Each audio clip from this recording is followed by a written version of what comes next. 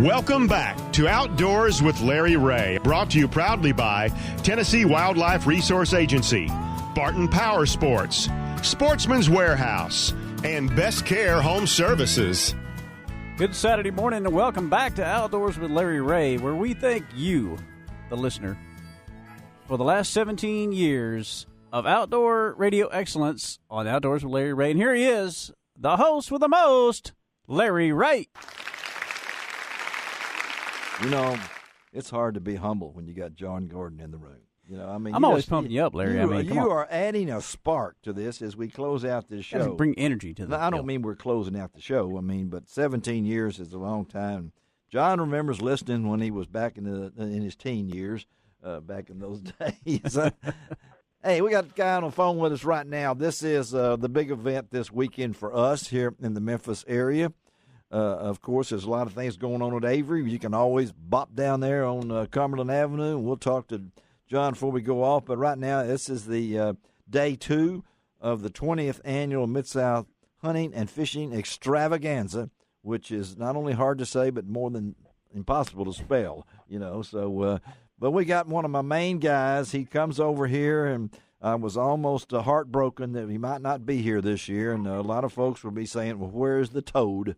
Well, he's here, and that's our good friend Tommy Cauley from Fish Finder Guide Service on Lake Greers Ferry Lake near Heber Springs, Arkansas. Good morning, Tommy. Good morning, Larry. How y'all over today? Oh, man, we're fired up about this second day. I'll be there as soon as I can this morning. Our first seminar will be at 10 o'clock, and we'll just roll. I'm on at 4. Well, we're rolling along. We start at 10, but Tommy knows his is at 4. And that's p.m., not 4 a.m. Don't anybody show up at 4 a.m. Tommy won't be there at 4 a.m. But I know Tommy. Only reason I keep up at the time so I make sure I can have something to eat before. Well, that's what he's always expecting. Yeah, he goes by there and has all this. No, anyway, that's Ron Walden that has all that. But right. Tommy, what you going to talk about today? Well, we're going to talk about anything they want to talk about, Larry. We're going to talk about electronics. We're going to talk about how to catch fish in general, just whatever you want to talk about, learn about Greers Ferry or their general lake or whatever you want to know. I'm going to try to do some electronic stuff, but, I'll hang around. I'm there, be there all weekend, and they can talk to me about anything they want, but any suggestions would be fine. But I'd like to talk about electronics because that's a big thing anymore that people need to learn. And now tell our listeners a little about you, Tommy, because I know you grew up in B Branch right there. Yes, sir, I did. I grew up over here and been here all my life and been on this lake all my life. And talk about that. Talk about that. How young were you when you first started fishing that lake? I started fishing this lake when I was 2 years old, Larry. Now, wait. Now, let's run that back again, okay? He said 2, I think he said, but he must probably meant 20. No, I was 2 years old when I started fishing, and I think that was before you and Jimmy Houston were born, even. Now he was calling me Bill Dance all week. Now he switched over to Houston. I just giggle a lot like Jimmy Houston. That's it. Yeah. But I've seen this thing go through a lot of changes. But I mean, this is a great, healthy fishery here. It is. Yeah. Two world record fish that came out of here. We did hold a world record brown below the dam. We still hold the world record. Somebody else has got the lion class for that brown trout now. But, but the hybrid and the walleye came out of here. Our bass population's healthy. We've got bukus of shad here. We're down about 5 feet right now. The fish are eating it up, and it's going to be on from now till last of January. And then we'll have a little break, and when it gets just super cold, we can still catch them, but you usually can't get anybody to go out when it's cold, you know? Yeah, so the lake is really down? Really? Yeah. Yeah, we're right at 5 feet down right now. Wow, I would have thought we've been real dry. We were real dry over there. We're getting it over here. Now, you're getting it now, I know, but so talk about your guide service now, because I know you offer people really it's a smorgasbord. That's a big word. I don't think I've ever used that in 17 years. It's a smorgasbord of different types of species of fish, don't you? I mean, yes, I fish for everything but crappie, Larry, and it's hard to stay up with everything. But I do fish for everything but crappie. I offer 4-hour and 8-hour trip, group trips. just what anybody'd like to do. Multi-day discounts. Because you got a marina, you got a campground, you got somebody can stay, you got a place people can stay, right? Yes, sure do. So you don't have to. And I do something different than most do. What's that? Is I use artificial bait and I fish vertical for these hybrids and stuff, and I do that for bass a lot too.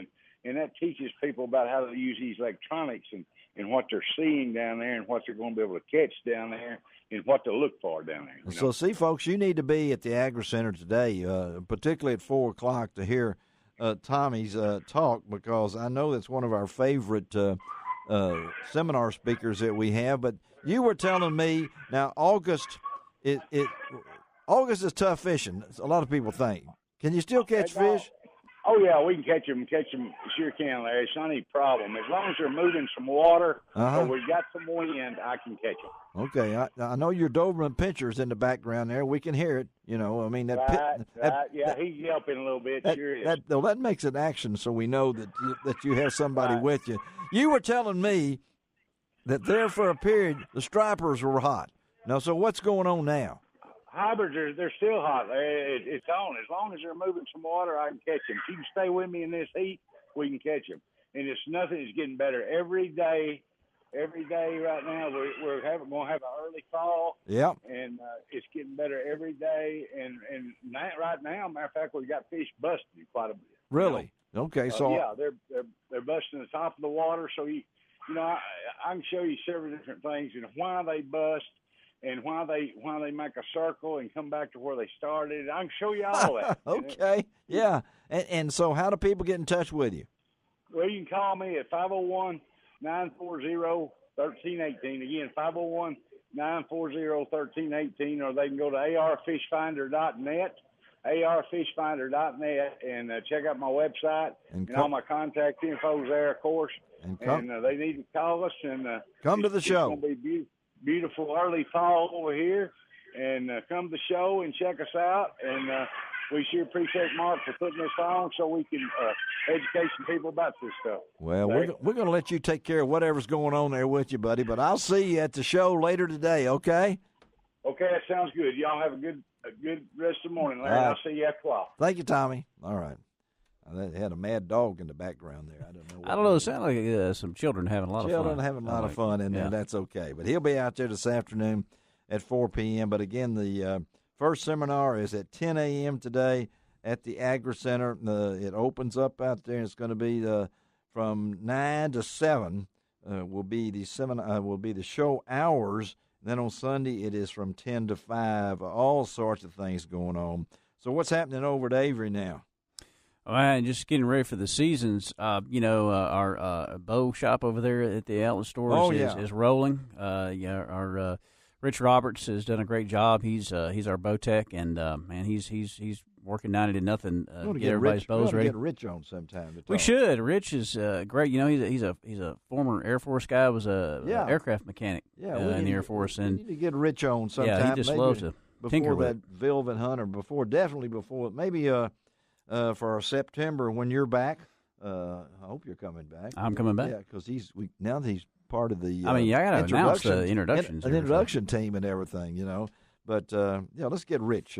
What's Rich's last name? Roberts. All right, we're going to get that. And in the hours today over at Avery, what are they on Saturday? Saturdays, it's 10 to 5. 10 to 5 today, and during the week it's open from 9 to 5. No, 9 to 6. Excuse me. 9 to 6 today.